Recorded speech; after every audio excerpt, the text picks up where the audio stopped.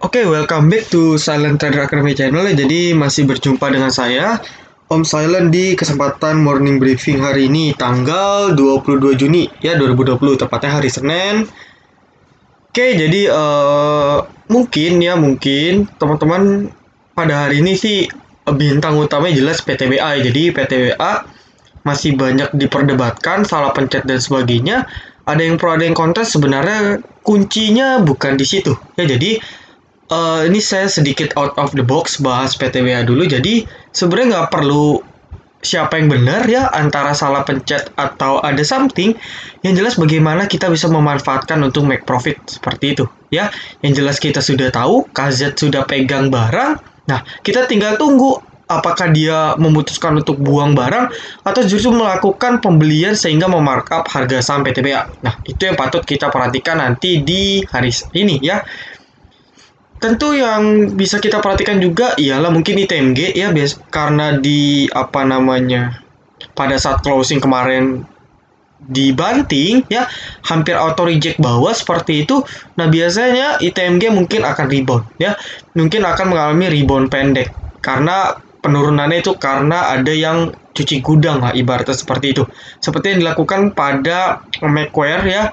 Waktu itu ada INTP, SMG, BRPT, dan sebagainya. Mereka buang barang dan besoknya rebound pendek. Oke. Nah, kita bahas ke market dulu. Ya, secara teknikal, ya saya sudah bilang setiap morning briefing, ini harusnya turun. Ya, cepat lambat dia harusnya turun. Turunnya kemana? Ya, turunnya jelas ya. Turunnya jelas dia setidaknya harusnya ke area sini. Mentok-mentok 4.800 lah. Makin lama harusnya makin mengerucut. Harusnya ya,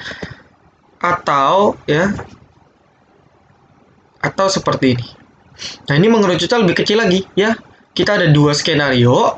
Ini menurut saya asumsi kalau memang market mau naik lebih jauh lagi, dia setidaknya harus buat pattern. Karena kalau nggak buat pattern dan naik terus, maka itu kenaikan yang nggak sehat. Ingat ya, uptrend yang sehat ialah uptrend yang selalu ada correctionnya ya, atau istilahnya itu minor lah ya, minor trennya. Jadi ini major, ini minornya. Nah, di setiap tren yang baik, uptrend yang baik tentu harus ada minor ya, harus ada koreksi-koreksi baru dia bisa naiknya secara jangka panjang lebih oke. Tetapi kalau dia naik tanpa ada penurunan, justru kita yang harus khawatir karena kenaikan terlalu tinggi akan mengakibatkan adanya penurunan terlalu tinggi.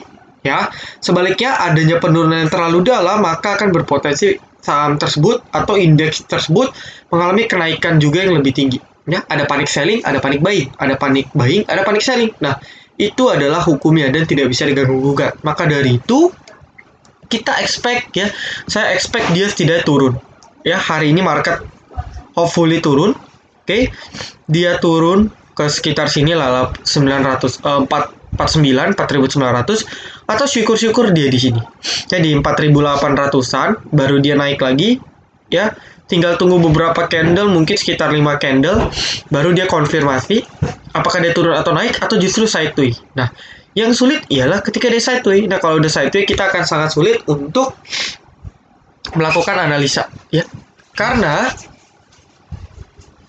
kalau ketika sudah sideways kita akan sangat sulit teman-teman ya. Jadi marketnya juga lesu, kita juga nggak semangat ya.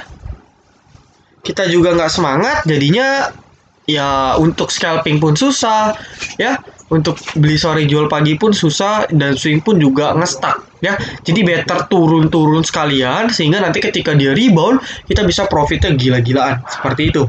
Ya, itu ekspektasi dari saya. Nah, maka dari itu ya, kalau memang saya prediksi market, coba kita cek ya. Market overview.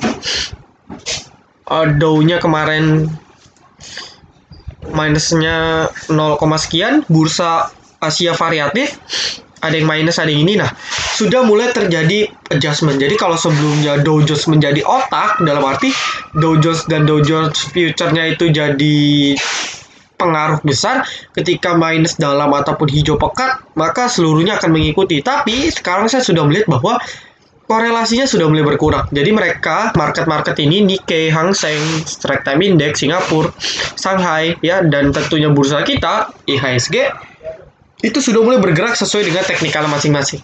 Ya, begitu pula dengan Dow Jones. Jadi, saya rasa tidak ada pengaruhnya. Jadi, kita nggak perlu terlalu melihat Dow, Nikkei, dan sebagainya. Karena saya yakin juga besok pun pergerakan mereka harusnya terbatas. Harusnya ya, kalau nggak ada sentimen atau berita luar biasa, pasti mereka geraknya akan ya minus pun 1%, naik 1%, atau 0, ya.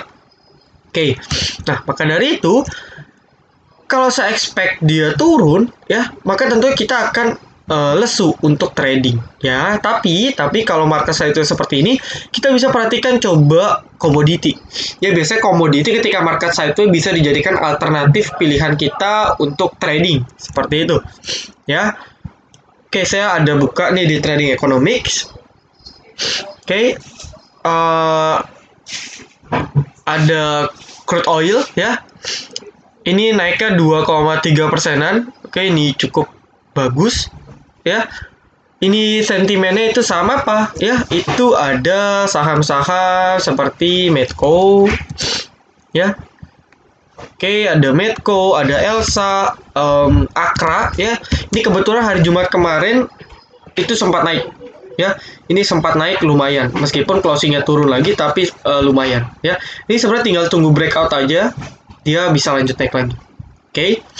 Nah, itu bisa kita perhatikan. Atau kita cari lagi. Ya, natural gas. Ini mungkin bisa ke saham-saham energi. Ya, yang menggunakan gas. Ya, gasoline juga. Terus etanol, uranium itu enggak. Gold. Ya, gold juga bisa kita perhatikan. Itu gold itu banyak. Ya, sebenarnya sahamnya banyak gold. Yang gorengannya SKNI. Oke. Ya. Terus ada pesap juga. Atau yang versi slow-nya MDKA. Nah, ini MDKA juga mengerucut ya, lama-lama mengecil. Ya, dia lama-lama mengecil, ya mungkin akan ada pantulan. Dia sudah dekat-dekat trendline, harusnya dia akan ada pantulan untuk MDKA. Ya, tapi memang MDKA kan apa namanya? Istilahnya itu slow stock ya, dia habis stock split. Maka naiknya berat ya. Jadi ya kalau kita lihat ini candle sudah panjang tapi cuma 6%. Ya, ini cuma 15%. Oh, ini oke. Tapi kalau kita lihat dia kenaikannya biasanya cuma 5% ya. 6%, 4%. Jadi kalau untuk trading NDK jangan expect dia naik banyak karena memang secara biasanya secara historical naiknya pun juga terbatas seperti itu. Ya. Ini palm oil CPO ya, CPO. Day-nya mungkin belum gerak ya, saya juga kurang paham untuk teknis komoditi seperti apa. Nah, secara weekly ya, secara weekly dia naik ya. Jadi selama seminggu terakhir CPO masih naik. Nah, maka dari itu kita bisa coba ya, kita bisa lirik saham CPO juga bisa ya. Oke, saham CPO itu, nah ini batu bara naiknya lumayan ya. ITMG, PTBA, Adro, oke. Zinc, oke, sisanya kurang ya. Atau corn ya, corn ini bahan baku untuknya main ya, Malindofil. Terus ada rubber itu GJTL ya, karet untuk pembuatan bahannya. Jadi kita tinggal cari emiten yang berkaitan dengan ini ya, dan biasanya akan ada sentimen kalau market saya itu seperti itu. Jadi kalau CPO apa, kita bisa perhatikan BWPT ya, ini candle-nya masih oke lah, masih oke. Lesip ya, Ali, Simpe, TBLA, dan sebagainya. Jadi banyak, nanti teman-teman searching saja. Nah, ada yang nanya ke saya, oh, apakah saham CPO cocok untuk invest? Jawaban saya tidak ya. Kenapa tidak? Untuk saat ini sampai sekarang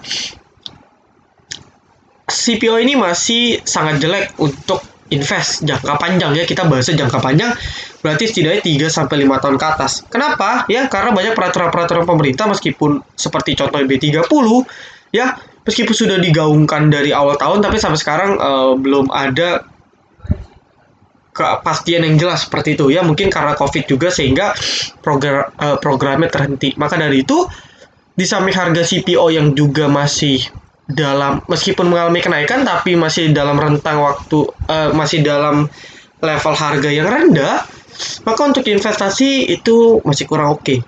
Ya. Jangan saya sendiri beranggapan bahwa jangan pernah investasi di saham yang sifatnya komoditi, ya, saham siklikal atau komoditi lah, batu bara, CPO, minyak dan sebagainya. Ya, karena terlalu banyak sentimen yang membuat harga saham ini jadi naik turun. Ya, jadi cenderungnya bukan uptrend, bukan downtrend, tapi cenderung sideway dengan skala besar seperti itu. Ya, itu sedikit saran saja. Nah, kalau misalnya beberapa sektor ini tidak gerak juga, ya, sektor-sektor komoditi ini nggak gerak juga, kita bisa switching ke saham sektor perkapalan, ya. Saya melihat perkapalan ini mungkin hari ini akan banyak naik, contohnya Kepal, ya, ataupun kita bisa lirik Temas, ya. Perkapalan dan transportasi lah, ya, jasa transportasi, ya. Temas, ada juga Asa, ya, jadi banyak. Teman-teman tinggal searching yang berhubungan dengan jasa angkut, jasa transportasi, ya, perkapalan kan jasa transportasi. Ya, tinggal cari yang teknikalnya oke. Ya, contoh Kepal ini sudah termasuk oke. Ya. Ya, semoga kalau nggak dipom-pom sih, semoga setidaknya dia bisa ke 82 lah. Ya, pendeknya seperti itu. Oke. Itu Kepal dan sektor perkapalannya. Nah, sektor-sektoran itu sudah banyak tenggelam. Ya, contoh properti karena naiknya sudah banyak. Ya, konstruksi pun juga sama. Ini sudah waktunya koreksi. Kita tunggu koreksi dulu. Oke. Kita tunggu koreksi yang mungkin lusa atau hari Kamis, hari Jumat baru kita boleh lirik lagi, ya. 2-3 hari lagi baru kita boleh lirik, ya. Kita harap di koreksi dulu saja sehingga kita bisa buyback bawah lagi. Ya, sama WG, WSBP, WSKT. Oh enggak, WSKT kurang. Jadi anak perusahaan ya. Jadi anak perusahaan yang sedang manggung. Anak usaha WSKT, WSBP, terus wetonnya juga, ya. Terus ada WG. Nah, ini anak-anak usaha dari sektor konstruksi, maka sangat boleh untuk kita kita jadikan sebagai sarana untuk kita trading seperti itu. Ya. Jadi kita tinggal tunggu, mungkin nggak sekarang, mungkin hari Senin masih akan koreksi, ya, tapi nanti Selasa atau Rabu kita udah boleh lirik. Ya, seperti itu. Oke. Nah, terus juga mulai ada pembagian dividen, ya. ASI yang terdekat setahu saya. Ya, nanti saya akan coba buat videonya khusus special case ASI. Jadi teman-teman bisa ditonton, ya. Dan juga Telkom. Ya, jadi ASI dan Telkom akan saya coba buatkan special case-nya untuk kedua saham ini, apakah cocok untuk dividen hunter atau tidak. Ya, karena untuk Telkom dan ASI setahu saya dividennya nggak sebesar PTBA. Jadi dividennya kecil, maka biasanya kurang menarik seperti itu, ya. Justru saham-saham seperti PTBA yang bisa ngasih yield yang besar, dividen yield yang besar, maka itu akan menjadi daya tarik bagi yang mau untuk dividen hunter kah, atau yang mau cari capital gain-nya seperti itu, ya. Kalau kita lihat di sini juga sudah ada gap besar, ya, mirip saham Demas. Oke, semoga gap ini tertutup cepat atau lambat, harusnya tertutup, ya. Kalau cuman karena isu dividen pasti akan tertutup. Ya, cuman masalah waktunya aja. Oke, dan juga sedang ramai isu salah pencet, ya bodo amat, ya. Yang penting kita bisa tahu kita area beli pasnya di mana, ya sudah. Mau benar salah pencet mau tidak, ya. Percuma kita nebaknya benar atau gimana pun. Kalau kita nggak bisa make profit, ya sama aja bohong, kan gitu ceritanya. Jadi intinya bagaimana kita bisa memanfaatkan kesempatan. Ya, jadi nanti di VVIP mungkin saya akan coba kasih saran, ya, dari area belinya, terus strategi dan skenario-nya seperti apa. Oke. Jadi buat teman-teman yang belum join VVIP, boleh join sekarang, ya. Tinggal japri saya Om Silent, nanti saya akan kasih prosedur gimana cara joinnya seperti itu. Oke. Kalau kita cek ini TMG pasti rebound, harusnya. Ya, ini call juga sudah stuck, ya. Adaro, PTBA, Indi, ini stuck semua nih. Ya, dalam arti sudah mulai ke arah sideways ya. Dan sama seperti market pun sudah mulai tanda-tanda sideways ini ya. Seperti ini ya, naik dan sideways. Nah, butuh sideways berapa lama dari sini, dari April setidaknya sampai Mei. Ya, jadi 1,5 bulan ya, 1,5 bulan atau 2 bulan sideways-nya baru dia mulai naik lagi ya. Dan kalau memang ini masih sideways lagi, maka kurang lebih 2 bulan lagi, berarti ini bulan Juni, Juli, Agustus ya. Juli, Agustus baru kemungkinan dia akan naik lagi. Ingat, saya selalu bilang kita harus tunggu Q2. Nah, Q2 ini dapat bisa merubah drastis arah pergerakan IHSG. Apakah naik drastis atau turun drastis, itu bisa penentuan di Q2 ya. Semua orang prediksi sebenarnya turun ya, bahkan pertumbuhan ekonomi Indonesia atau dunia diprediksi bahkan 0% ya. Ketika 0%, maka dapat dipastikan pendapatan seluruh saham ya, seluruh perusahaan, bukan seluruh perusahaan lah, beberapa saham seperti itu, saham-saham perbankan itu harusnya tergerus ya, harusnya tergerus. Tinggal tergerusnya seberapa banyak sih ya. Misalnya expect-nya cuma 20%, totalnya 50% ya, atau kita expect-nya 50%, tahunnya cuma tergerus 20%. Maka kan itu akan menjadi suatu katalis positif agar saham-saham perbankan bisa naik lagi seperti itu. Jadi kalau misalnya BBRI ya, aduh, udah diprediksi kok dia bakal tergerus pendapatannya 50%. Totalnya pas Q2 rilis, ternyata pendapatnya tergerusnya 70%. Nah, itu akan jadi sentimen yang luar biasa negatif. Tetapi, kalau kita expect misalnya turun 50%, tetapi pada saat Q2 rilis itu cuman 30%-an atau di bawah 50%, maka akan bisa menjadi sentimen positif atau kata positif untuk sektor perbankan tentunya, agar dia bisa naik lagi, rebound. Dan ketika perbankan rebound, tentu akan diikuti oleh beberapa sektor-sektor saham-saham blue chip ataupun saham LQ45 lainnya, karena memang saham-saham Bank Buku 4 ini perbankan ya, terutama BBRI, BBCA, BNI dan BNI itu menjadi salah satu penopang IHSG di sektor perbankan ya. Baru di sektor consumer good ada Gudang Garam ya, ada Unilever, ICBP, terus ada Telkom. Nah, tapi kalau di perbankan ya, 4 bank ini yang menjadi tulang punggung lah istilahnya. Oke. Maka dari itu mungkin saya prediksi market sekarang masih wait and see ya. Para investor masih menunggu, jadi mereka lebih berhati-hati sehingga pasar tidak seatraktif kemarin lagi. Jadi ya so-so saja, naiknya nggak banyak, turunnya juga nggak banyak ya. Mereka biasanya menunggu hasil dari Q2 seperti itu. Oke.